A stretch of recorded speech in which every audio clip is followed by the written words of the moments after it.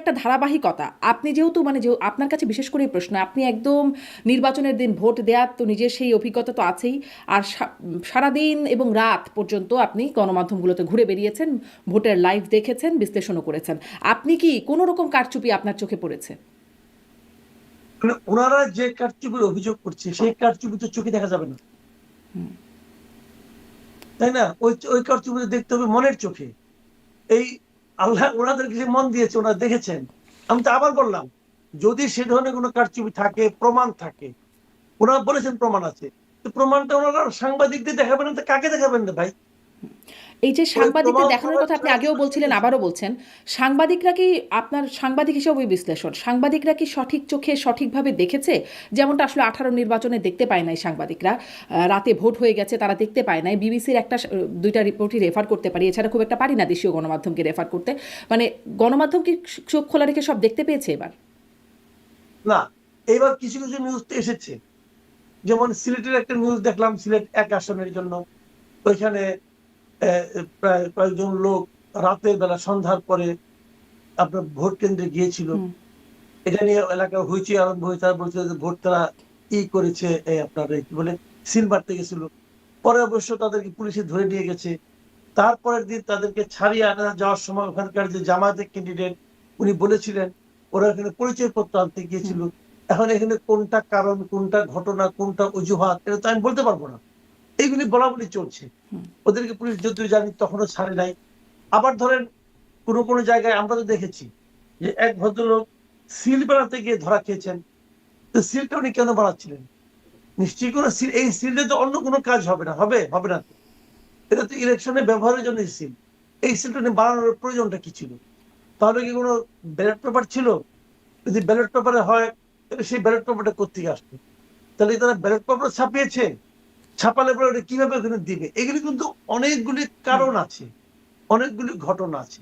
এই ঘটনাগুলি একটার সঙ্গে একটা জোড়া দিলে কিছু একটা দাঁড়ায়। কিন্তু সেটা কি দাঁড়ায়, যতক্ষণ পর্যন্ত আমি স্পষ্ট দেখতে না পারবো, যতক্ষণ পর্যন্ত আমার হাতে একদম তথ্য প্রমাণ না থাকবে, ততক্ষণ পর্যন্ত তো সেই সন্দেহের উপর ভিত্তি করে আমি কোনো সিদ্ধান্তে উপনীত হতে পারবো না। এবং সিদ্ধান্তে উপনীত হওয়া যায়ও না, উচিতও না। তো আমার কথাটা কিন্তু বেশ স্পষ্ট।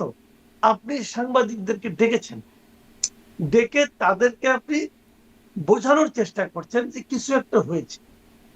তো সেটা যে বোঝাচ্ছেন, এটা সাংবাদিকরা বিশ্বাস করবে কেন? আপনার মুখের কথার উপর বিশ্বাস করবে? আপনি বলছেন আপনাদের কাছে তথ্য প্রমাণ আছে। তো আমার প্রশ্ন, সেই তথ্য প্রমাণ প্রমাণ কেন আপনি সবাইকে দেখাচ্ছেন না? হুম। সবাইকে দেখালেই তো এত আলোচনা আর লাগে না। তখন তো এত আলোচনা, এত সন্দেহ দরকার পড়ে না তো। বলে দিচ্ছেন না কেন? আপনি দেখবেন কিছু কিছু লোক আছে, বুঝছেন? আমরা আমি বলি, আপনি দেখবেন কিছু কিছু লোক আছে, এই যে এইটা কিন্তু আমি অমুক লোক করেছে, আমি তার নাম বলবো না। হুম। হুম। আপনি নাম বলবেন না কেন?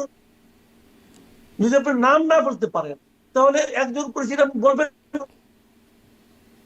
তার মানে আপনি যদি বলেন যে ওখানে অনেকগুলি ব্যবসা, অনেকগুলি স্টুডেন্ট ছিল, তাদের মধ্যে একজন আমাকে বলেছে, কিন্তু আমি তার নাম বলবো না, তার অর্থ হলো আপনি কিন্তু সবগুলি স্টুডেন্টকেই সে সন্দেহের তালিকার মধ্যে ফেলে দিলেন। এটা আপনি পারেন না। এবারে না বলেন নির্বাচনকে রে ভাই। ঘিরে এবং আগে আগে থেকেই অনেক আগে থেকেই খুব নাম না বলার একটা সংস্কৃতি আছে, যে বোঝানো হচ্ছে কিন্তু নাম কেউ বলছেন না।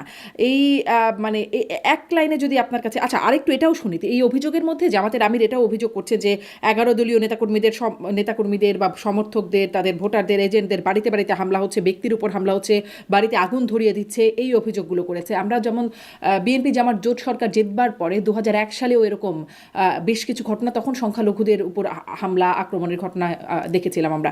মানে এইবারও যে অভিযোগ করছে, এটা আপনি কিভাবে দেখছেন? মানে এরকম খুব যে গণমাধ্যমে দেখছি এরকম ঘটনা, তা না, আমি অন্তত খুব একটা দেখি নাই আসলে।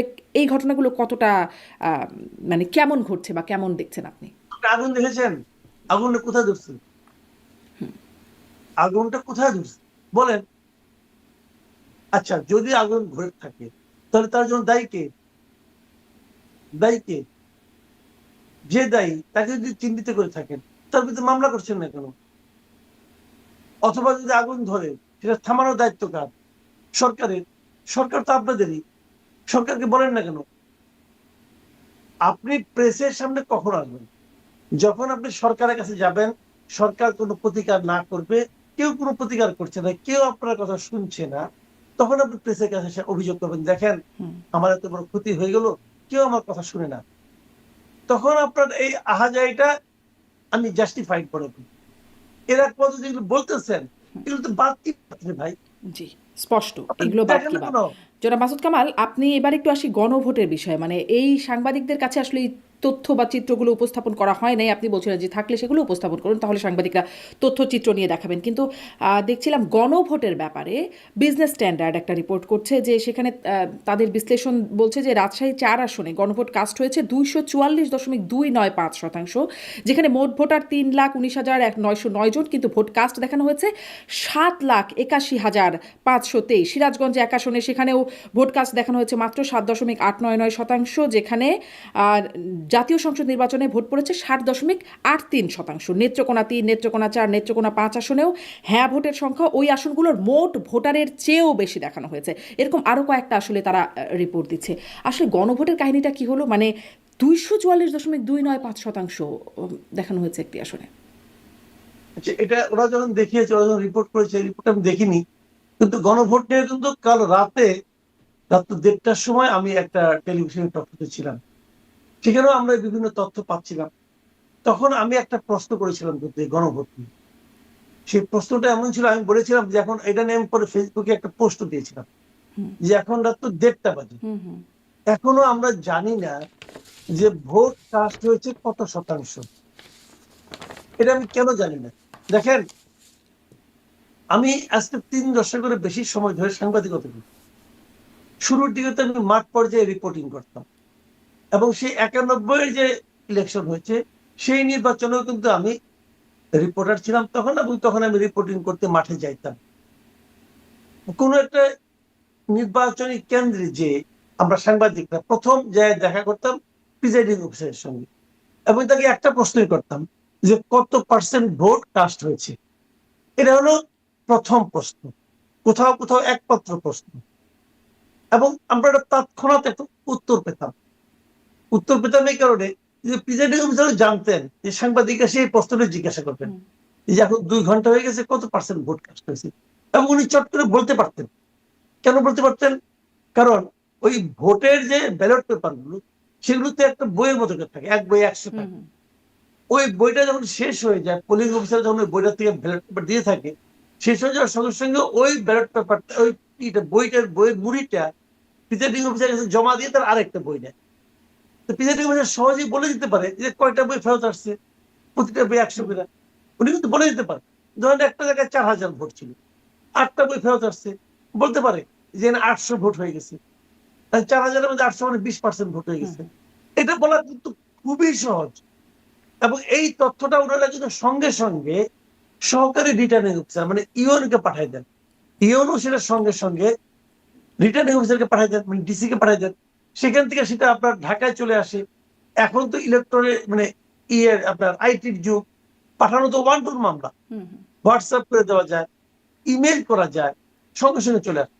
এবং সেই জন্যই দেখা যায় যখন ভোট গ্রহণ শেষ হয়, ধরেন ৪টা ৫টা যাই হোক না কেন, ভোট গ্রহণ শেষ হওয়ার আগেই সবাই জেনে যায় যে কত শতাংশ ভোট কাস্ট হয়েছে। কিন্তু এইবারের নির্বাচনে সেটা জানানো হয়নি। এই নির্বাচনে জানানো হয়েছে পরের দিন দুপুরের পর, দুপুরের দিকে। কেন? এটাই ছিল আমার ওই পোস্টের প্রশ্ন।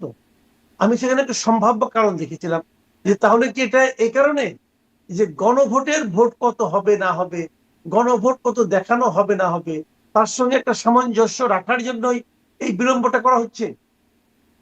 এটা হতে পারে, এবং এটাই হয়েছে বলে আমার ধারণা। তা না হলে এই ভোট কত কাস্ট হয়েছে এটা বলার জন্য যদি আপনাকে প্রায় ১৮ ঘন্টা অপেক্ষা করতে হয়, তাহলে সেইটার মধ্যে একটা ঝামেলা আছে। এবং এই যে বিজনেস স্ট্যান্ডার্ড এবং আরো অনেকে আপনি পাবেন, এরকম আরো অনেক পেতে থাকবেন। এই ভোটগুলি বাড়বে কোথায় জানেন? আমি বলি আপনাকে, তারা এই ভোটগুলি দেখান। যেমন ধরেন আপনার ১২ জন ক্যান্ডিডেট, ১২ জন ক্যান্ডিডেট, সবাই কিন্তু প্রথম এবং দ্বিতীয় জনের ভোট নিয়ে ব্যস্ত, কিন্তু যে অষ্টম নবম হয়েছে তার ভোট কিন্তু কত হলে কেউ জানে না।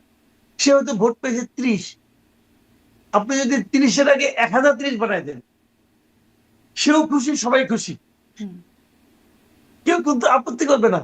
কারণ প্রথম এবং দ্বিতীয় তারা হয়তো ওই ভোট কেন্দ্রে পেয়েছে মনে করেন 5000, একজন 5000, একজন 7000 ধরা যায়। কাজে ওইদিকে নিচের দিকে কে অষ্টম, নবম, দশম এরা কে কত ভোট পেতে কিন্তু যায় আসে না কারণ, কিন্তু ওইখানে ভোটটা বাড়াই দিলে পরে প্রদত্ত ভোটের সংখ্যা বেড়ে যায়। এটা কিন্তু একটু হতে পারে। আমি মনে করি হুম, প্রদত্ত ভোটের সংখ্যা বেশি হলে পরে হ্যাঁ না ভোটারের সংখ্যা বাড়িয়ে দেওয়া যায়। এখন যদি প্রতি কেন্দ্রে এরকম বাড়াতে থাকে কে প্রশ্ন করবে? তো এরকম করতে যে দু একজন যারা অঙ্কে ভালো ওইটা বুঝতে পারবেন না, বাট যে প্রিজাইডিং অফিসার অঙ্কে একটু কাঁচা সে হয়তো লেজিং উপরে করে ফেলবে, সেটা যে আবার বিজনেস স্ট্যান্ডার্ডের চোখে পড়বে, তারা সেটা নিয়ে রিপোর্ট করবে, সেই রিপোর্ট আপনি পড়ে আমাকে বলবেন, আমি উত্তর দেবো, নো প্রবলেম, হুম। সিস্টেম ভালোই চলছে। কিন্তু এখন এটাকে ব্যাখ্যা কে করবে? ওই যেটা করেছে, আপনি কালকে বলতে অপেক্ষা করেন দেখেন তো ইলেকশন কমিশন থেকে ওই রিপোর্টের কোনো রিজয়েন্টার দেয় কিনা, কোনো ব্যাখ্যা দেয় কিনা। দিবে না। দিবে না এই কারণে তারা জানে দিলেই আরো আলোচনা হবে, বরং চুপ করে থাকবে, আলোচনা শেষ, ভোট তো 60% হয়ে গেছে। হুম। শুনেন, এবং পরের ঢাকা আলোচনাতে শহরে আমি আসলে কি কোনো ঘুরছি। প্রভাব ফেলে না জনাব মাসুদ কামাল? কারণ আমার মনে আছে আমি সাবেক নির্বাচন কমিশনার নুরুল হুদা, তিনি 18 নির্বাচনের পরে আমি তাকে আমার অনুষ্ঠানে আমি জিজ্ঞাসা করেছিলাম যে নির্বাচন কমিশনের হিসাব অনুযায়ী বলছে 213টি কেন্দ্রে শতভাগ ভোট পড়েছে, 99% ভোট পড়েছে, এরকম এত শতাংশ, মানে সেটা নির্বাচন কমিশনের যে ওয়েবসাইট সেটার ফলাফল থেকেই এটা বের করা হয়েছিল। কিন্তু পরে বলছেন যে তারপরে আর আসলে করার কিছু থাকে না, ভোট হয়ে যাওয়ার পরে আসলে আর করার কিছু থাকে না। তো পরে আসলে এগুলো উঠে এসে লাভ আছে, মানে কিছু হবে হয়? লাভ আছে, লাভ থাকবে না কেন? ওই যে নুরুল হুদার ওই সময় এই আলোচনাটা উঠেছিল বলেই তো আপনি নুরুল হুদাকে প্রশ্ন করতে পেরেছেন। ওইটা উঠেছিল বলেই আজকে নুরুল হুদার প্রসঙ্গটা আপনি আবার তুললেন।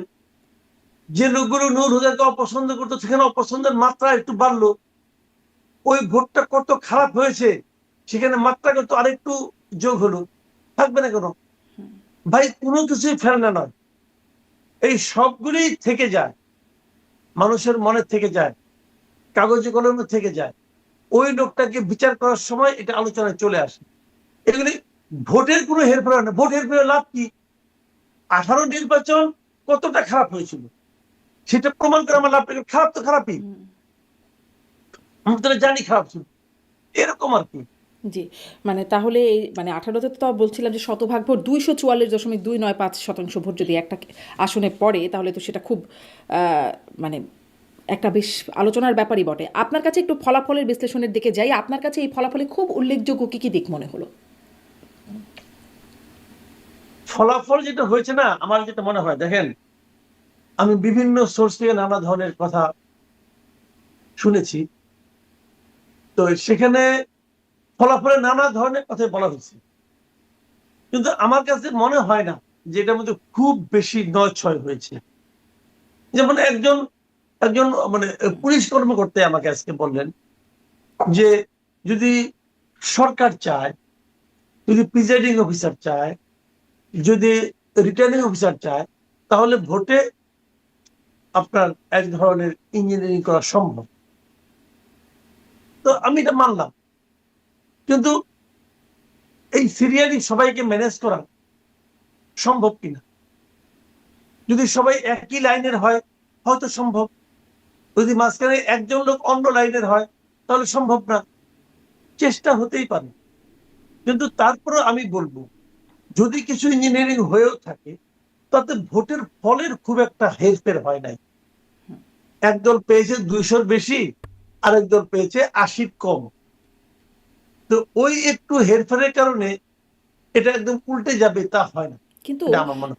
মানে 200-র বেশি আর 80-র কম যে আপনি বলছেন এটা তো ভোটের আসনের কে কত আসন পেলেন, কিন্তু যদি দেখি একদম মানে আসন ভিত্তিক ভোটের ব্যবধান অনেক আসনেই আছে খুব হাড্ডাহাড্ডি অবস্থানে, খুব একদম একজনের ঘাড়ে নিঃশ্বাস ফেলেছেন এই অবস্থা ভোটে দেখেছে। তো একটু একটু সমস্যা হলেই তো, কারচুপি হলেই তো আসনের অল্প স্বল্প ব্যবধান, মানে ভোটের অল্প স্বল্প ব্যবধানে হলেই তো আসনটা অন্যদিকে চলে যায়, তাই নয় কি? মানে একটু কারচুপি অনেক বড় ব্যাপার হয়ে দাঁড়াতে পারে তো।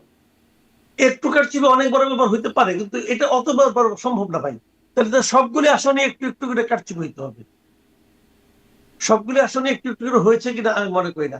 আর তাছাড়া আমি আরেকটা কথা বলি, যে রেজাল্টটা হয়েছে এটা কিন্তু আমার কাছে অযৌক্তিক রেজাল্ট মনে হয় নাই। এটা আমার কাছে অযুক্তিত মনে হয় নাই। জামাত মাঝখানে জামাতের পক্ষে একটা হাইপ উঠেছিল, সেটা তো শেষ দিকে এসে এবার কমে গেছে। কতগুলি ঘটনা ঘটেছে, ঘটনাগুলি মাথায় রাখতে অনেক সময় হয়। কিন্তু আপনি যদি আমাকে বলেন যে আপনি ব্যাখ্যা করেন কেন তাহলে জামাতের ওই হাইপটা থাকলো না, কেন জামাত ক্ষমতায় যেতে পারলো না, কেন জামাত 151 আসন পেল না, যদি এই ধরনের প্রশ্ন করেন, আমার কিন্তু একটা ব্যাখ্যা আছে যে তারা কেন শেষ দিকে এসে ভোটটা কম পেল। আপনি কি জানতে চান? তাহলে বলি। জানতে চাই, অবশ্যই আমি অপেক্ষা করছি জানবার জন্য। হ্যাঁ। আচ্ছা, যদি চান তাহলে বলি। বিষয়টা হলো কি, ঘটনা ঘটছে কয়েকটা। একটা হলো যে জামাতের আমির সাহেব আপনাদের আমেরিকায় যে একবার বলেছিলেন যে নারীদের কর্মঘণ্টা 5 ঘন্টা করবেন। এটা বাংলাদেশের নারীরা খুব ভালোভাবে নিয়েছে বলে আমার কাছে মনে হয়নি। কারণ কোন নারী তো তার কাছে অ্যাপ্লিকেশন করে নাই যে আমার কর্মঘণ্টা বেশি হয়ে গেছে, কমাই দেন। কেউ তো করে নাই। তো উনাকে এই দয়া মায়া দেখাতে কে বলছে? এটার মধ্যে নারীরা একটা মতলব খুঁজছে, যে এটার মধ্যে অন্য কোনো মতলব আছে। তিনি অবশ্য স্পষ্ট করে নারীদের তিনি আসলে মায়েদের কর্মঘণ্টার কথা বলেছেন, মানে কর্মজীবী মায়েদের। সেটাও বলেন, তাতেও মারা খুশি হবে না, তাতেও মারা খুশি হবে না। আমার অভিজ্ঞতা অন্যরকম। কোনো মাই বলে না যে আমার তুমি কম কাজ দাও, এটা এটা মারা খুশি। কারণ মারা জানে যে এই কম কাজের অজুহাতে একসময় তাকে বাদ দিয়ে দেওয়া হবে, একদম। কাজে এটাতে সে যাবে না। দ্বিতীয় যে কথাটা আমি বলি আপনাকে, যে জামাতের সাতক্ষীরা একটা আসনের একজন প্রার্থী নির্বাচনের 2 দিন আগে বিবিসি কে একটা ইন্টারভিউ দিয়েছিলেন। সেখানে উনি বলেছিলেন যে যদি জামাত ক্ষমতায় যায় তাহলে মেয়েদের এই পর্দা প্রথাটা ওনারা খুব শক্তভাবে চালু করবেন, এবং তখন কোনো নারী মাহারাম ছাড়া কোথাও বেরোতে পারবে না, এবং যদি সে অন্য ধর্মের নারীও হন তবুও তাকে মাহারাম নিয়ে বেরোতে হবে। এই বিষয়গুলো নারীরা খুব আনন্দের সঙ্গে গ্রহণ করেছেন বলে আমার কাছে মনে হয় না, এবং অনেক নারী এই ঘটনায় তারা বিরক্ত হয়েছেন অথবা অপছন্দ করেছেন। এইখানে নারী ভোট কিছু কমেছে। হিন্দু ভোটগুলো, বাংলাদেশে এখনো কিন্তু 7 to 8% হিন্দু ভোট আছে। হিন্দু ভোটগুলো একচেটিয়া ভাবে বিএনপি পেয়েছে। এর কারণ হলো গিয়ে যে হিন্দু ভোট হয় বিএনপি দিতে হয় অথবা জামাতকে দিতে হয়, আর তো কোনো ক্যান্ডিডেট ছিল না। তো হিন্দুরা ভেবেছে আমাদের জামাতের চেয়ে বিএনপি ভালো। হিন্দুরা যে জামাতকে ভোট দেয় নাই তার জলজন্ত প্রমাণ হলো ওনাদের একজন হিন্দু প্রার্থী ছিল কৃষ্ণ নন্দী, তিনি ফেল মেরেছেন। তিনি যে আসনে দাঁড়িয়েছিলেন ওই আসনে সব সময় কোনো না কোনো একজন হিন্দু জয়লাভ করেন, কারণ ওখানে হিন্দু জনগোষ্ঠীর এক ধরনের সংখ্যাগরিষ্ঠতা আছে। সেখানে ওই হিন্দু সাহেব এবার ফেল মারছেন। তার মানে ওখানকার হিন্দুরা কৃষ্ণনন্দীকে ভোট দিবে কিনা দিবে তার আগে বিবেচনা করেছে আমরা দাঁড়িপাল্লায় ভোট দিব কি দেবো না, এবং দাঁড়িপাল্লায় তারা ভোট দেয় নাই। হিসাবটা কিন্তু সিম্পল একদম। তো এই 7% ভোট যদি একটা দল পেয়ে যায়, 7-এর মধ্যে যদি 6% পেয়ে যায়, তাহলে কিন্তু অনেক ভোট পেয়ে যায়। এবং ওই ভোট, ওই যে আপনি বলেন না হাড্ডাহাড্ডি লড়াই হয়েছে, হয়তো ভোটের অঙ্কে অত পার্থক্য হবে না, কিন্তু আসনের অঙ্কে অনেক পার্থক্য হয়ে যায়। যেমন 2001 সালের কথা আপনার মনে আছে? 2001 সালে বিএনপি পেয়েছিল 2,28,00,000 ভোট। এর মাধ্যমে তারা আসন পেয়েছিল 193টা, আর আওয়ামী লীগ পেয়েছিল 2,23,00,000 ভোট, মাত্র 5 লাখ না আরো কম, 4 লাখ সামথিং। এই ভোট কমের জন্য আওয়ামী লীগ পেয়েছিল 62টা আসন। আসলে কত হেরফের হয়ে গেছে লক্ষ্য করেন। কাজেই ওই আসনে হাড্ডাহাড্ডিতে 500, 600, 1000 এরকম ভোটের ডিফারেন্স কিন্তু একটা আসন চলে যায়। তো সেরকম হতে পারে। কাজে এখানে 6% ভোট তো অনেক, যে কারণে আসনের অনেক হেরফের হয়ে গেছে। এগুলো লজিক্যাল রে ভাই। আরো কিছু ঘটনা আছে, আরো কিছু ঘটনা এরকম।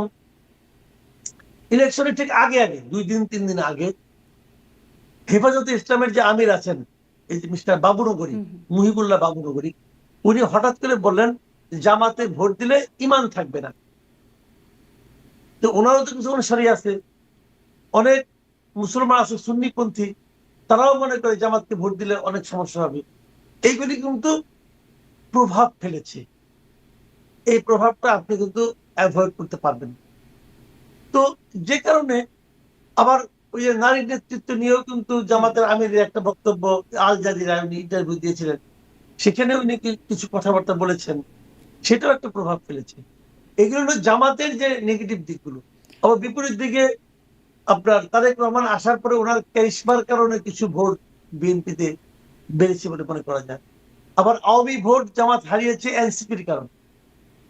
জামাত এনসিপির সঙ্গে জোট করায় এনসিপি লাভ হয়েছে, জামাতের কোনো লাভ হয় নাই, কারণ এনসিপি নিজস্ব কোনো ভোট ব্যাংক নাই, যে কারণে এনসিপির সঙ্গে করাতে বরং আওয়ামী ভোটগুলো হারাইছে। কারণ আওয়ামী লীগের জন্য সবচেয়ে অপছন্দের দল হলো এনসিপি। ওরা মনে করে আজকে ওদের আজকের এই দুরবস্থার জন্য এনসিপি দায়ী, যে কারণে এনসিপির সাথে যুক্ত হতে আওয়ামী ভোট তারা হারিয়েছে। কিন্তু আওয়ামী এইভাবে লীগ তো বলে আসলে জামাত, এসব সবসময় তো জামাতের নামই বলে। যখন যদি ধরেন আওয়ামী লীগের নেতাদের কথা শুনি বা তাদের প্রধানের কথা শুনি, তখন তো জামাতের কথা বলে। ডক্টর ইউনূস সরকার, ডক্টর ইউনূস এবং জামাত, এই কথাগুলোই তারা বলে। এনসিপিকে তো তারা আসলে জামাতেরই ব্রাঞ্চ বলেই মনে করে। হ্যাঁ, আগে মনে করতো এনসিপি জামাতে যোগ দেওয়ার পর তারা কনফার্ম হয়েছে যে এরাই আসলে গুপ্ত জামাত, এটা বলেন। যে কারণে জামাতের ভোট কমার অনেকগুলি কারণ আছে, জামাতের ভোট বাড়ানোর কিছু কারণ আছে। জামাতের ভোট তো বেড়েছে, এগুলি বাড়লো কিভাবে? এই ভোটগুলি বাড়ছে বেসিক্যালি 24-এর পরে, 24-এর 5ই আগস্টের পরে জামাতের ভূমিকাটা ছিল খুব ইতিবাচক, বিশেষ করে ইয়াং জেনারেশনের কাছে। তারা কোনো ধরনের লুটপাটে চাঁদাবাজিতে লিপ্ত ছিল না, এইটা কিন্তু ইয়াং জেনারেশন লোকজন পছন্দ করেছে। এই কারণে জামাতের ভোট বেড়েছে, একদিকে বেড়েছে একদিকে কমেছে, কিন্তু দুটো মিলিয়ে জামাতের ভোট ধরার আগে ছিল 10, ধরার এভারেজ আগে 10% ভোট, সেটা 1 গুণ 2 গুণ 3 গুণ, 3 গুণও যদি বাড়ে তাও তো 30%। আমার ধারণা হিসাব কিতাব করলে হয়তো টের পাওয়া যাবে, আমার ধারণা জামাতের ভোটে 30%-এর মধ্যে হবে। কিন্তু 30% ভোট দেওয়া বাংলাদেশে ভোটে জেতা যায় না, জিততে হলে 40-45 পেতে হয়। আমার ধারণা এবার বিএনপি 50% ভোটও পেতে পারে, আমি জানি না ঠিক, ভোট অনেক পাবে তারা। ভোট বেড়েছে কিন্তু জেতার মতো ভোট হয় না। আপনি বলছিলেন এনসিপির কথা, একটু এনসিপি প্রসঙ্গে। আপনি 1 বছর আগে আমার অনুষ্ঠানে সার্জিস আলম তখন বলছিলেন যে এক ফ্যাসিস্টকে বিদায় করেছে, আরেক ফ্যাসিস্টকে ক্ষমতায় বসাতে না। এই প্রসঙ্গে একটা প্রশ্ন করেছিলাম, আপনি বলেছিলেন যে চ্যালেঞ্জ করেছিলেন সার্জিস আলমকে, বলেছিলেন যে 10টা আসন পাবেন তখন। এখন দেখা গেল আসলে এনসিপি 6টা আসন পেয়েছে। 1 বছর আগের সেই বক্তব্য, মানে আপনার কি মনে হয়? শুনেন আমি বলি আপনাকে, হ্যাঁ, তখন আমি খুব একটু উদার ভাবে বলেছিলাম, আমি যদি মানে আপনার খুবই কনজারভেটিভ হইতে বলতাম, তাহলে এনসিপি যদি একা নির্বাচন, কথা মাথায় রেখেন, এনসিপি যদি একা নির্বাচন করতো, এনসিপি 1টা কি 2টা আসন পাইতো কিংবা পাইতো না। একা নির্বাচন করতো, এনসিপি তো একা নির্বাচন করে নাই। এনসিপি জামাতের একটা রিজার্ভ ভোট সব জায়গায় পেয়েছি, তো জামাতের তো রিজার্ভ ভোট আছে অনেক জায়গায়, যে কারণে এনসিপি জিতেছে জামাতের কারণে। এনসিপি একা নির্বাচন করলে এনসিপি জিততে পারতো না, এনসিপি নিজস্ব কোনো ভোট নাই তো। আমার বিবেচনায় এনসিপি 2টো জায়গায় মোটামুটি কিছু ভোট পেত। একটা হলো আপনার হাসনাত আব্দুল্লাহ আসনে, আর একটা হলো আপনার হাতিয়াতে আব্দুল হান্নান মাসুদের আসনে। এই 2টা আসনে এনসিপি নিজস্ব কিছু ভোট থাকতেও পারে তাদের ব্যক্তি ইমেজের কারণে। বাকি আসনগুলি এনসিপি জিতেছে জামাতের ভোটে, জি, স্পষ্ট। আপনি নিশ্চিত থাকবেন। জি, স্পষ্ট আপনার বিশ্লেষণ। একটু ওই মানে ফলাফলে আরও দিকের মধ্যে ওই যে হাড্ডাহাড্ডি লড়াই বলছিলাম, এমনকি কিছু বিষয় খুব মানে কি একটু অবাক করা লাগলো। যেমন ধরেন একদম বিএনপি চেয়ারপারসন তারেক রহমান, তার সাথে জামাতের যে প্রার্থী ঢাকা 17 আসনে ডাক্তার খালিদুজ্জামান, তিনি তার যে ভোটের পার্থক্য সেটি 5,400, মানে তারেক রহমান পেয়েছেন 72,699 আর খালিদুজ্জামান পেয়েছেন 68,300। এত মানে পার্থক্যটা খুব কম মনে হচ্ছে না? মানে চেয়ারপারসন তারেক রহমান হিসেবে দেখেন, এটা কেমন মনে হয় আপনার? জি, এই আসনটা এটা কিন্তু অনেকে এই আসন সম্বন্ধে অনেকে কিন্তু ভুল ধারণা আছে। ভুল ধারণা এরকম, অনেকে মনে করে গুলশান বনের অভিজাত এলাকার আসন। এখানে বড় বড় 3টা বস্তি আছে এবং এই বস্তিতে অনেক ভোট, অনেক ভোট। তো যে কারণে ওখানে খালিদুজ্জামান সাহেব ওখানে অনেক বছর ধরে কাজ করছেন। তারেক রহমান সাহেব তো এখানে মাত্র কাজ করা শুরু করছেন 2 মাস হয় না, এবং এখানে তারেক রহমান ইলেকশন করবেন এরকম কোন ধারণা কিন্তু তার দলের পক্ষ থেকে এই এলাকার মানুষকে আগেও জানানো হয়নি। তারেক রহমান সাহেব কিন্তু এখানে শেষ মুহূর্তে এসে এখানে প্রার্থী হয়েছে। এর কতগুলো টেকনিক্যাল বিষয় কিন্তু আছে, এটা একটা বিষয় আছে, যে কারণে এখানে জামাত কিছু ভোট পাবে, এটা স্বাভাবিক।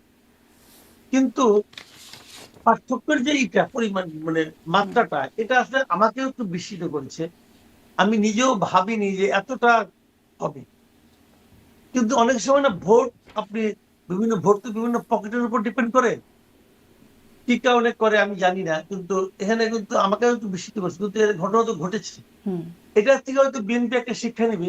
বিএনপি নিশ্চয়ই এই ভোট প্রাপ্তি এবং এই জয়টাকে, এই যে কানের কাছ দিয়ে গুলি চলে যাওয়া, এটাকে নিয়ে নিশ্চয়ই তারা গবেষণা করবেন, হুম। তারা কি পাবেন এবং নিশ্চয়ই তারা সেভাবে প্রস্তুতি দিবেন। আর একটা কানের কাছ দিয়ে গুলি চলে যাওয়ার ঘটনা হচ্ছে মির্জা আব্বাস আর নাসিরুদ্দিন পাটোয়ারি, মানে খুব আলোচিত ঢাকা ৮ আসন। সেখানে মির্জা আব্বাস দেখা যাচ্ছে যে ৫৯,৩৬৬ আর নাসিরুদ্দিন পাটোয়ারি ৫১,৫৭২, সেখানেও খুব অল্প ভোটের ব্যবধান আর কি, ৫,০০০ সেখানেও ভোটের ব্যবধান। এটাও কি আপনাকে বিস্মিত করে? এটা আমাকে অতটা বিস্মিত করে না। এটা আমাকে বিস্মিত করে না। মির্জা আব্বাস এই এলাকায় অনেক বছর ধরে কাজ করছে, হুম। অনেক বছর।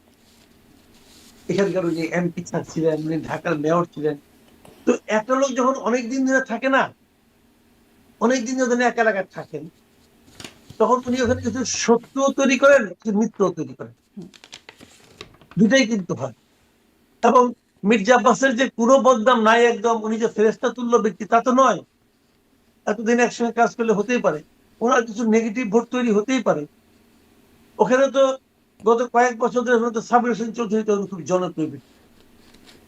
তো তারও কিছু ভোট থাকতে পারে, আমি জানি না আসলে কি হয়েছে। তো সেই ভোটারগুলো তো মারা যায় নাই, তাই না? ওগুলো তো আছে এখানে। কাজে সব ভোট যে উনি পাবেন, কোনো কোনো যে নেগেটিভ ভোট কোথাও চলে যাবে না, এটা বলা বড় কঠিন। আমার মনে হয় যে এখানে হয়েছে। তারপরেও আমি বলবো যে নাসিরুদ্দিন পাটোয়ারির বৈশিষ্ট্যটা কি? হুম। তার বৈশিষ্ট্য হলো প্রতিদিন সকালে ঘুম থেকে উঠেই একদম নিয়মিত ভাবে মির্জা আব্বাসকে নিয়ে নানা রকম, মানে আপনার অনেক টাইম বলবো যে খুব বিকৃত ভঙ্গিতে সমালোচনা করতেন, কটু কথা বলতেন, অশ্লীল কথাবার্তা বলতেন। যেমন এই যোগ্যতার কারণে এত ভোট পাওয়াটা আমার কাছে অস্বাভাবিক লাগছে। জি। এবং জামাতের পক্ষ থেকে বলা হচ্ছে এই আসনে আসলে আরও বেশি বা তারই হয়তো জিতবার কথা, এরকম একটা ধারণাও দেখা যাচ্ছে। জামাতের আমিরও বলেছেন নাসিরুদ্দিন পাটোয়ারির এই আসনের কথা, খুব অল্প ব্যবধানে।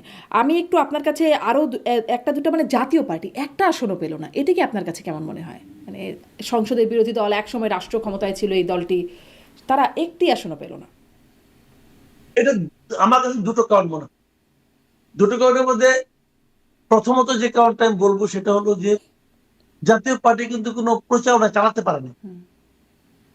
তারা নির্বাচনে অংশ নিয়েছে বটে, কিন্তু তারা যে ভোটের জন্য যে প্রচারণা চালানো, এটা তারা পায়নি। প্রচারণা চালাতে গেলেই তারা কিন্তু নানা ধরনের মবের শিকার হচ্ছে। তো এটা একটা কারণ হতে পারে, মানুষ তো চায় তাদের কাছে আসবে। আরেকটা কারণ হলো জাতীয় পার্টির এই মানে ফলাফল, এটা আমাকে মানে খুব একটা দুঃখিত করে নাই। দুঃখিত করে নাই এই কারণে, মানে জাতীয় পার্টিতে বেসিক্যালি একটি চরিত্রহীন দল। কারণ ওনাদের তো নিজস্ব কোনো চরিত্র নাই, ওনাদের নিজস্ব কোনো আলো নাই। তারা অন্যের আলোয় আলোকিত হতো। এখন যার যার আলোয় আলোকিত হতো, তার তো এখন সূর্যগ্রহণ হয়ে গেছে, আর তো সে চন্দ্র। সূর্যগ্রহণের সময় চন্দ্র কি ভূমিকা রাখবে? তাহলে সে অন্ধকার হয়ে গেছে।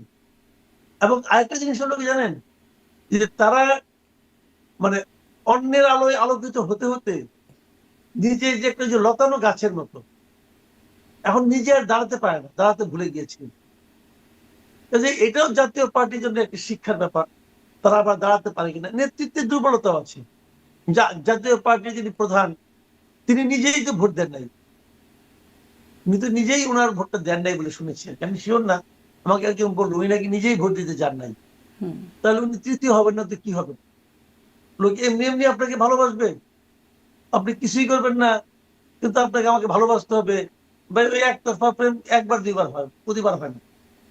জি, স্পষ্ট। নির্বাচনে ভোট পড়েছে ৫৯.৪৪%। কি মনে হয়, মানে আমার আওয়ামী লীগ কাছে যে এটা বাড়াবো না আমি। হ্যাঁ, আওয়ামী লীগ যে no vote no vote campaign করলো, তাতে কতটা সাড়া হলো, পেল? দেখেন সরকার যেটা বলেছে যে ৬০ দশমিক কত সামথিং, হুম। আমার কাছে মনে হয় এটা একটু বাড়ানো আছে। হুম। আমার আমার এত ভোট পড়েছে বলে আমার কাছে মনে হয়। যদিও এটা আমার একটা ভুলও হতে পারে, কারণ আমি তো ঢাকায় ভোট দিয়েছি। ঢাকায় ভোটের হার আমার মনে হয় 30% উপরে হয়নি। এটা আমার ঢাকা, আমার হিসেবে সারা দেশে এটা বেড়ে বড় যদি 40 হতে পারে। যেহেতু তারা প্রায় 18 ঘন্টা পরে হুম এই ভোটের হারটা প্রকাশ করেছে, অতএব আমি মনে করি আমার সন্দেহ করার মতো কারণ আছে। তারা আগে প্রকাশ করলো না কেন?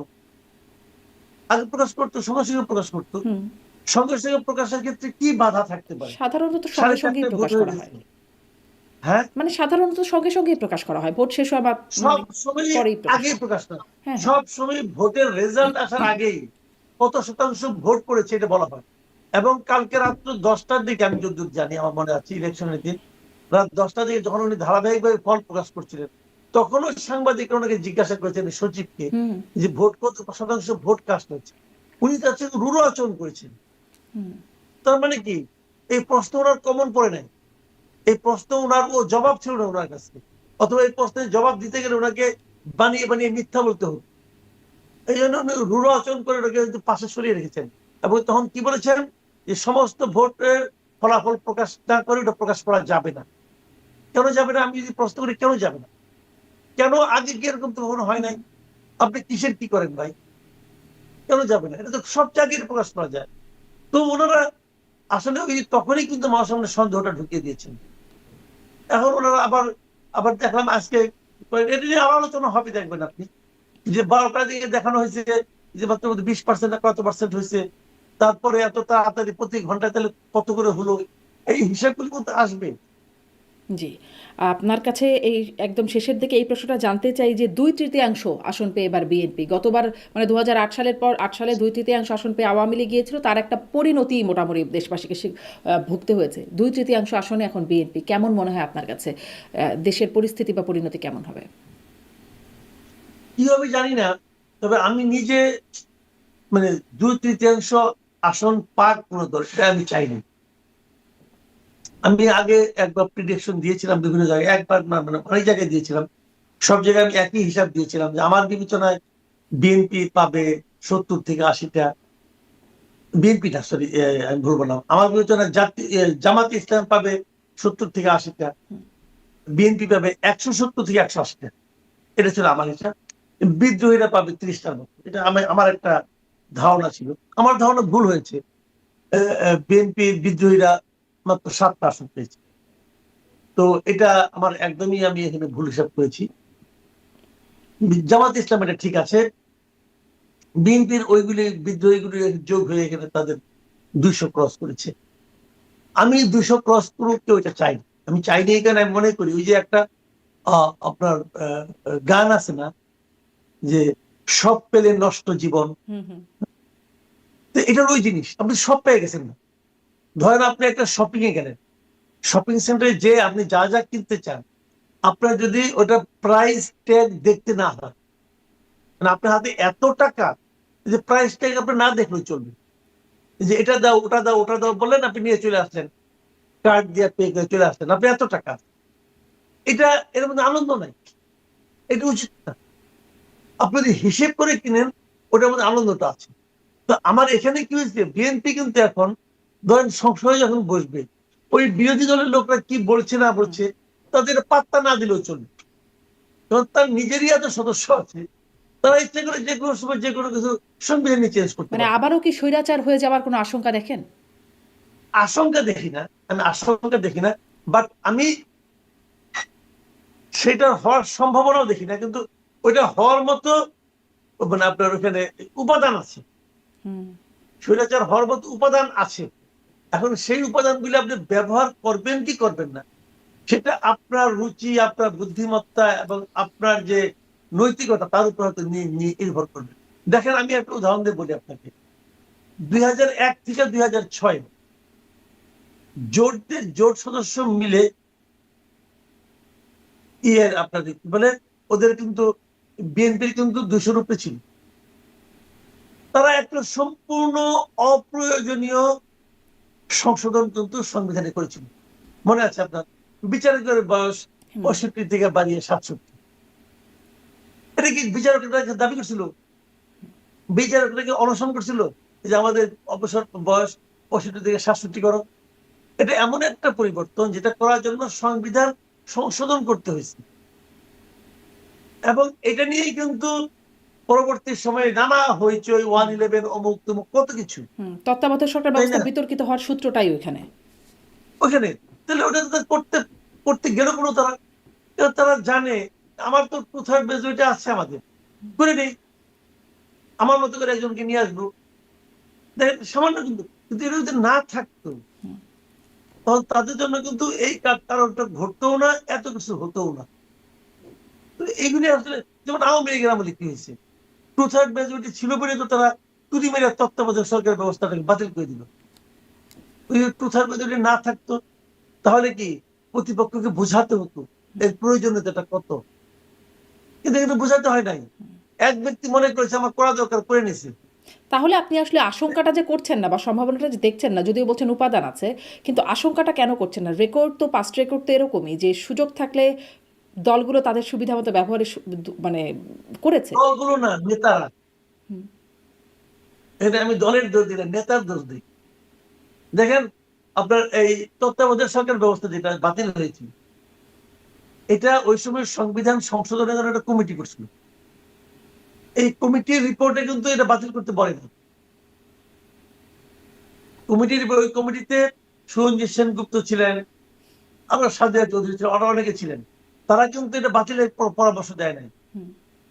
এই বাতিলের আইডিয়াটা শেখ হাসিনা নিজের মাথা থেকে আসছে।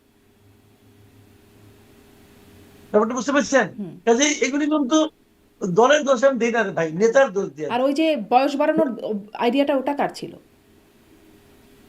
ওটা ওই সময় অব্দ আহমেদ ছিল, যখন আইনমন্ত্রী ছিল, উনি এটা ইয়েকে আপনার খালেদা জিয়াকে উনি কনভিন্স করতে পেরেছিলেন, হুম।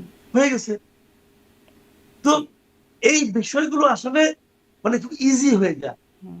যদি 200 কম থাকে না, তাহলে এই আকাম গুলো করতে গেলে ওই হুম। হুম। কনভিন্স করতে হতো, বোঝাতে হয় ভাই তোমরা একটু আমাদেরকে তাহলে হেল্প করো। হ্যাঁ, স্পষ্ট মানে উপাদান আছে, এই বিষয়টা স্পষ্ট। জুলাই সনদ বাধ্যবাধকতা দেখেন, যেখানে 2/3 মেজরিটি পেয়ে যাচ্ছে বিএনপি, বাধ্যবাধকতা তারা ফিল করবে। আমি শুরু থেকে জুলাই সনদটার বিরোধী। আমার কাছে মনে হয়েছে এটা আমাদের জাতির উপর একটা বাড়তি বোঝা চাপিয়ে দেওয়া হচ্ছে। এইভাবে রেফারেন্ডাম হয় না, এতগুলো রেফারেন্ডাম কখনো প্যাকেজের মধ্যে হয় না। এই রেফারেন্ডামে অনেকগুলি প্রস্তাব আছে যেগুলো থেকে নাকি বিএনপি নিজেরাই নোট অফ ডিসেন্ট দিয়েছে। কিন্তু বলবেন যে তাহলে তারেক রহমান কেন বললো আপনারা হা ভোট দেন? বললো এই কারণে, এটা আসলে তারেক রহমানকে ব্ল্যাকমেল করা হয়েছে। ব্ল্যাকমেলটা কে? নির্বাচনের আগে যদি তারেক রহমান হা ভোটের কথা না বলতো, তখন তারা বলতো এই দেখেন আপনি স্বৈরাচারের দোষক। আমরা আগেই বলেছিলাম ভারতের সঙ্গে চুক্তি করে আপনি এসেছেন, আওয়ামী লীগকে পুনর্বাসন করবেন বলে এসেছেন, বলতো এগুলি। তখন নির্বাচনে একটা খারাপ একটা ইমেজ তৈরি করতে পারতো। বিএনপি আমার বিবেচনায় জুলাই সনদ যেভাবে আছে হুবহু এভাবে তাদের পক্ষে চাইলেও সম্ভব না, তারা চাইবেও না, কারণ অনেকগুলো ইস্যুতে তাদের নোট অফ ডিসেন্ট আছে, সেইগুলিকে গায়ের জন্য এখানে ঢুকাই দেওয়া হয়েছে। উচ্চ কক্ষ এবং উচ্চ কক্ষ পিয়ার পদ্ধতিতে হবে, এই পিয়ার পদ্ধতির কথা বিএনপি একবারও স্বীকার করে নাই। এখন বিএনপি স্বীকার করে নাই বলে বিএনপিটাই ভালো তা কিন্তু আমি বলছি না। যেমন আমার ব্যক্তিগত মত আমাকে যদি জিজ্ঞাসা করেন, আমি কিন্তু পিয়ার পদ্ধতিতে উচ্চ কক্ষ হওয়ার পক্ষে, আমি পার্সোনালি পক্ষে, বিএনপি পক্ষে না। এখন আমি বলবো যে আমি ঠিক, হ্যাঁ আমি মনে করি আমি ঠিক। বিএনপি যে ঠিক, বিএনপি বলবে যে আমি যে নিম্ন কক্ষের আনুপাতিক হারে করতে চাই, এটা তো এদেশের 2/3 মেজরিটি আমাকে দিয়ে জনগণ প্রমাণ করেছে আমি ঠিক। যদি বিএনপি বলে দেশের মানুষটা আমাকে ম্যান্ডেট দিয়েছে, আমি তো এটা ইশতেহারে প্রকাশ করছি, সেই ইশতেহার নিয়ে আমি জনগণের কাছে গেছি, জনগণ ম্যান্ডেট দিচ্ছে, দিয়ে বলছেন হ্যাঁ তুমি ঠিক আছো, তাহলে বিএনপি কি তার ইশতেহার বাস্তবায়ন করবে? আবার ওদিকে নাকি গণভোটেও তো বিএনপি ম্যান্ডেট দিয়েছে, হ্যাঁ ভোট দিয়ে দিয়েছে, ভালো কথা, মানলাম। বিএনপি কাছে কোনটা বড়? বিএনপি বলে ওখানে কি 2/3 মেজরিটি আছে, আমার এখানে আছে। বিএনপি বলে ওইটা কি জনগণ বুঝে দিয়েছে, আমার এই জনগণ বুঝে দিচ্ছে। আপনি কি বলবেন ভাই? এই তো এর অবসান কোথায়? জি জি, এটা এটা ভাই আসলে খুবই বিষয়গুলো বুঝলেন? হ্যাঁ। এই জুলাই সনদটা এভাবে জনগণের উপর চাপাইয়ে দেওয়াটা তখন আবার আরেক প্রসঙ্গ আসবে যে রেফারেন্ডামই তো না, সংবিধান বিরোধী। রেফারেন্ডাম জিনিসটা কি সংবিধান আছে? নাই তো। জি। তখন যখন আলোচনা যখন বিকট আকার ধারণ করবে না, তখন এক একজন এক এক রকম যুক্তি দিবে, বলবে তারা এক কাজ করেন, চলেন আমরা আদালতের কাছে যাই। যাবেন আপনি সুপ্রিম কিন্তু কোর্টের কাছে। বিএনপি কি আর আদালতের কাছে যাওয়ার মতোই অবস্থানে থাকবে? কারণ তারাই তো হ্যাঁ পক্ষে বলেছে, তারা তো স্বাক্ষর করেছে জুলাই সনদে, তারা কি আর এই তারা তো কথা বলতে ওটা পারবে? বলছে, আমি তো ইস্তাহারে বলছি আমি এটা করবো না। হুম। তার জন্য কোনটা বেশি জরুরি? হ্যাঁ তো স্বাক্ষর জামাতও করছে। জামাত লেখা আছে যে ওরা তারা ৫ জনকে দিবে, মেয়ে প্রতিনিধি দিবে। হুম, ৫%। জামাত দিছে, হুম, দিছে, দেয়নি তো ৫%। হুম, তো কি হয়েছে ভাইরে? ক্ষমতায় আছে এখন ডক্টর ইউনূস, আর আলী রিয়াজ সাহেব হলো ওনার খুব ঘনিষ্ঠ মানুষ। আলী রিয়াজ তারা তাদেরকে নানাভাবে গত ১৭ মাস ধরে তাদেরকে যেভাবে প্রমোট করছিল, তাতে করে জামাতে যারা লোকজন তারা মনে করেছিল যে এই দুজনের হাতে প্রচুর ক্ষমতা। আর সেই দুজনও, ইলিয়াস এবং পিনাকি, তারা দুজনে, যদিও তাদেরকে সবাই ইল্লু এবং পিঙ্কু হিসেবে ডাকেন, তো যেহেতু এই প্রথমবার আমি তাদের নাম উচ্চারণ করে ভিডিও করছি, তাই নামের বিকৃতি না করে আমি তাদেরকে ইলিয়াস এবং পিনাকি হিসেবেই সম্বোধন করছি। তো পিনাকি এবং ইলিয়াস তাদের দুজনের যথেষ্ট আত্মবিশ্বাস জন্ম নিয়েছিল যে বাংলাদেশে তাদের কোটি কোটি ফলোয়ার আছেন, তারা বাংলাদেশে আসলে যে কোনো রাজনৈতিক পরিস্থিতি উল্টে যাবে, এবং তারা যদি বিএনপির বিপক্ষে যায়, বিএনপির রাজনীতি শেষ, জামাতের পক্ষে যদি তারা অবস্থান নেয়, তাহলে জামাতের রাজনীতি নতুন করে শুরু হবে। তো এরকম একটা ভাইব চলার কারণে ইন্টারনেটে এবং সোশ্যাল প্ল্যাটফর্মে জামাত সম্পর্কে নানা রকম ওভার এস্টিমেট যেটিকে বলা হয় সেটি ছড়িয়ে পড়তে লাগলো, এবং সবাই ধরে নিল জামাত ক্ষমতায় আসবে। প্রথমত জনপ্রিয়তা তাদের ব্যাপক হারে বেড়েছে, দ্বিতীয়ত তরুণ ভোটাররা, যেহেতু এনসিপি তাদের সঙ্গে যুক্ত আছে, সবাই জামাতকে ভোট দেবে। আর তৃতীয়ত যারা নারী ভোটার আছেন তারা দেবেন, আর ইসলামপন্থী যে সমস্ত মানুষ ধর্মকর্মে বিশ্বাসী, সৎ মানুষের শাসন চায় এবং টাউট বাটপার বদমাশদেরকে পছন্দ করে না, তারা জামাতকে ভোট দেবে। কাজেই জামাত ক্ষমতায় আসছে। কিন্তু শেষমেশ যখন রেজাল্ট আউট হলো, রেজাল্ট আউটের হওয়ার পরে দেখা গেল জামাত ভালো করেছে। অতীতের তাদের মানে যতগুলো ইলেকশনে তারা অংশগ্রহণ করেছে, সব ইলেকশনে তারা যত প্রার্থী তাদের পাশ করেছিল, সব প্রার্থীর যোগফল একত্র করলেও এইবার তারা যে বিপুল সংখ্যক সংখ্যাগরিষ্ঠতা পেয়েছে, এটা ইতিপূর্বে কখনো হয়নি। তো সেই দিক থেকে যদি আপনি ধরেন যে জামাত ক্ষমতায় যেতে পারছে না বা সরকার গঠন করতে পারছে না, এটি তাদের একদিকের পরাজয়। আর অন্যদিকে যদি আপনি চিন্তা করেন যে জামাত যে সংখ্যক আসন পেয়েছে, সেই সংখ্যক আসন তারা জীবনে কোনোদিন পায়নি, সেই দিক থেকে এটি তাদের একটা বিজয়। এখন এই বিজয়ের যে আলটিমেট গোল কি? আলটিমেট গোল হলো তারা যদি এই বিজয়টিকে ধরে রাখতে পারেন, এবং তারা যে কারণে এই বিজয় লাভ করেছেন, মূলত তাদের সততার জন্য, তাদের নম্রতার জন্য, তাদের ভদ্রতার জন্য, এবং অতীতে তারা অন্য রাজনৈতিক দলের মতো আকণ্ঠ ঘুষ এবং দুর্নীতিতে কখনো জড়াননি। এই সুনামটা যদি তারা অব্যাহত রাখতে পারেন, এবং একই সঙ্গে তাদের যারা প্রতিপক্ষ বিএনপি, ইতিমধ্যে বিএনপি যে সকল দোষে দুষ্ট হয়েছে, সেই সকল দোষ যদি বিএনপি করতে থাকে, এবং এগুলো না করার কোনো কারণ নেই। সায়দাবাদের চাঁদাবাজি, গাবতলীর চাঁদাবাজি, তারপর মহাখালীর চাঁদাবাজি, কারণ বাজারের চাঁদাবাজি নিশ্চয়ই তারা আওয়ামী লীগের হাতে তুলে দেবে না, জামাতের হাতে তুলে দেবে না, অথবা ওখানে যে দৈনিক শত শত কোটি টাকা চাঁদা লেনদেন হয়, সেই চাঁদার লোভ থেকে, লালসা থেকে নিজেদেরকে নিবৃত্ত করে ওই এলাকাকে চাঁদাবাজ মুক্ত তারা করবে, ইনক্লুডিং গুলিস্তান সহ। যদি স্বয়ং আল্লাহ রাব্বুল আলামিন তাদেরকে জিব্রাইল ফেরেশতা পাঠিয়ে আলাদা হেদায়েত দান করেন, তাদের সিনা ফাঁক করে সেই সিনার মধ্যে থেকে যত দূষিত রক্ত বের করে নেয়, সিনা সাক করে, তাহলে হয়তো সম্ভব। আদারওয়াইজ স্বয়ং তারেক রহমান সাহেব তো দূরের কথা, স্বয়ং বেগম জিয়া, তারপর শহীদ প্রেসিডেন্ট জিয়াউর রহমান, সবাই এসেও যদি এই বিএনপির নাম ব্যবহার করা দুর্বৃত্তদেরকে হাতে পায়ে ধরেন, তবুও তারা এই কুকর্ম থেকে নিজেদেরকে নিবৃত্ত করবে না। এদের বিরুদ্ধে বিএনপিকে খুব রাষ্ট্রিক অ্যাকশনে যেতে হবে, এদেরকে ক্রস ফায়ার দিতে হবে আবার আগের মতো, এদের বিরুদ্ধে অপারেশন ক্লিন হার্ট চালাতে হবে। আদারওয়াইজ গত 17 মাসে তারা যে কাজ করেছে, এটি বিএনপি শাসন ক্ষমতা আসার পর যদি মাত্র 30 দিন 30 ডেজ চলে, জামাতের দ্বিতীয় বিপ্লব শুরু হয়ে যাবে। জামাতের যে মানে সফলতা, এটি প্রাতিষ্ঠানিক রূপ পাবে।